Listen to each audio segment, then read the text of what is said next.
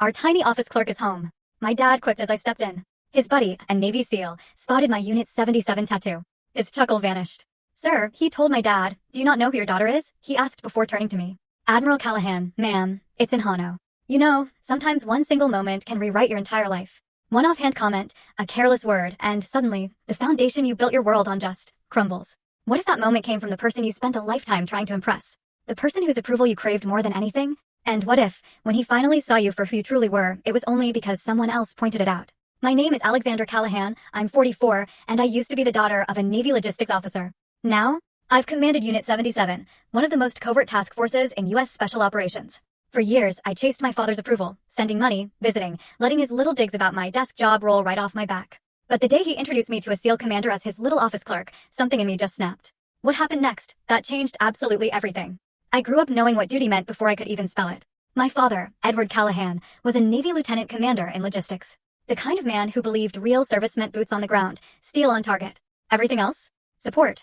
Administration. When I was 8, he pinned his retirement insignia into a shadow box and told me the military was no place for women who couldn't handle combat. Guess what? I was 22 when I proved him wrong and joined anyway. He didn't protest, not really. He signed the enlistment papers with the same neutral expression he used for requisition forms, probably assuming I'd wash out or settle into some safe, unremarkable admin role. I went to officer candidate school, graduated top of my class, commissioned as an ensign at 23. He showed up to my ceremony, but then he just left. Early. Had a retirement luncheon with his logistics buddies. A fresh stab of the familiar pain, but I told myself it didn't matter. My early years were all about intelligence. From a junior analyst on a destroyer to joint ops planning in San Diego. I had a knack for connecting dots others missed, anticipating enemy movements from fragments of intel.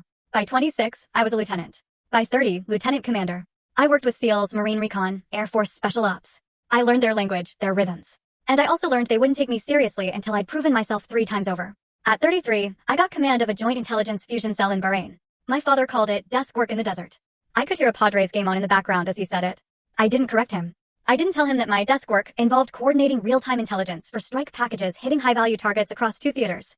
I didn't mention the nights I spent tracking assets in hostile territory or the commendation I received for an assessment that prevented a massacre. He wouldn't have understood. Or maybe he would have, and that was full story on the channel.